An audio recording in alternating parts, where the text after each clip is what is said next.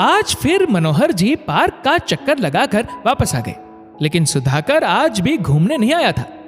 मन में बहुत से विचार उठने लगे। पता नहीं तबीयत ठीक है या नहीं उसकी। घर आकर भी उन्हें बेचैनी हो रही थी।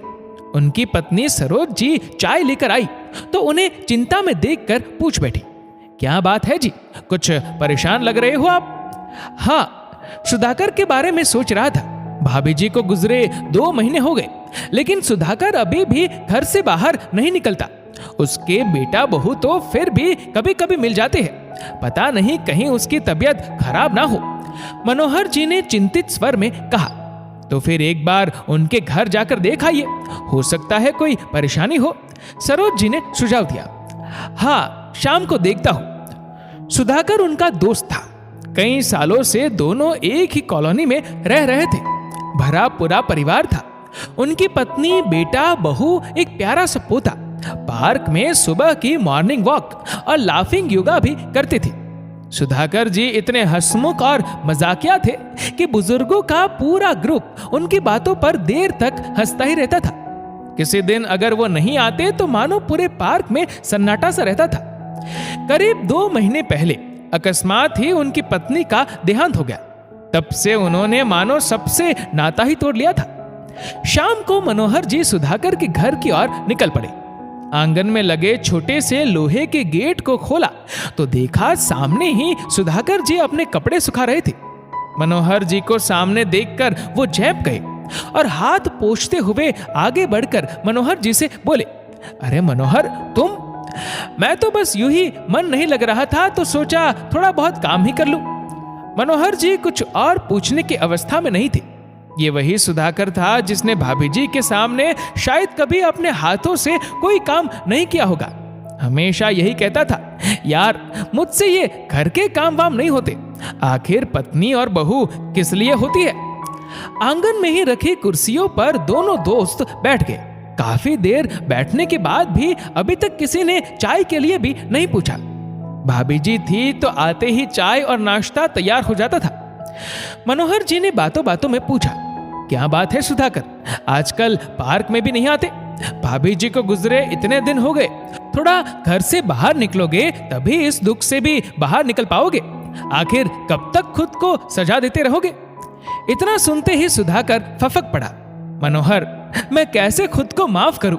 जब तक तुम्हारी भाभी जिंदा थी मैंने कभी उसकी कद्र नहीं की।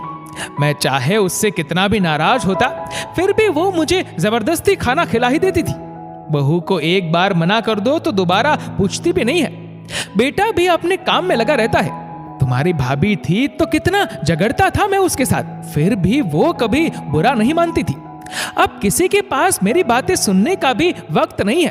कितना ख्याल रखती थी वो मेरा, लेकिन अब कोई तकलीफ होती है तो बस दवाइयां लाकर रख दी जाती है। कितने सालों से वो बोल रही थी कि एक बार कहीं घूमने चलते हैं, लेकिन मैं हमेशा टाल देता था। लेकिन अब देखो वो मुझे ही छोड़कर चली गई। बोलते बोलते सुधाकर जी का गला भरा गया था। बस कर यार, एक ना एक दिन तो सबको जाना ही होता है। मनोहर जी ने सांत्वना देते हुए कहा, हाँ मनोहर, ये तो मुझे भी पता है, लेकिन अब इस उम्र में समझ में आ रहा है कि जीवन साथी की जीवन में क्या अहमियत होती है। थोड़ी देर बैठने के बाद मनोहर जी वापस अपने घर की ओर चल पड़े, लेकिन आज उनके कदम बहुत भारी लग रहे थे। घर जाकर वो अपनी पत्नी से बोले, भाग्यवान, बहुत दिनों से तुम बोल रही थी ना कि रामेश्वर धाम जाने का बहुत मन है, चलो इस बार 1 हफ्ते के लिए चलते हैं। मनोहर जी की बात सुनकर उनकी पत्नी आश्चर्य से उनका मुंह देखने लगी। जी, क्या कहा आपने? हम घूमने चलेंगे? हाँ सरोज, पता नहीं फिर हमें मौका मिले ना मिले, लेकिन जितने दिन हम साथ हैं कम से कम अपनी छोटी छोटी इच्छाओं को तो पूरा कर ही सकते हैं।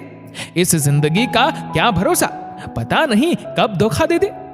मनोहर जी की बात सुनकर सरोज जी हौले से मुस्कुरा दी।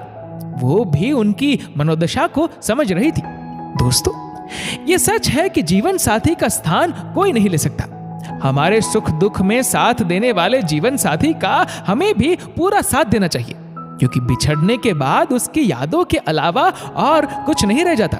दोस्तों, इस वीडियो को लेकर आपकी क्या राय है नीचे कमेंट करके जरूर बताएगा। और अगर आपको वीडियो अच्छा लगा हो तो इस वीडियो को लाइक करेगा, शेयर करेगा ज्यादा से ज्यादा लोगों तक। और ऐसे ही और भी इंस्पिरेशनल वीडियोस के लिए सब्सक्राइब करें हमारे यूट्यूब चैनल को और फेसबुक पर फॉलो करें हमारे पेज को। धन्यवाद।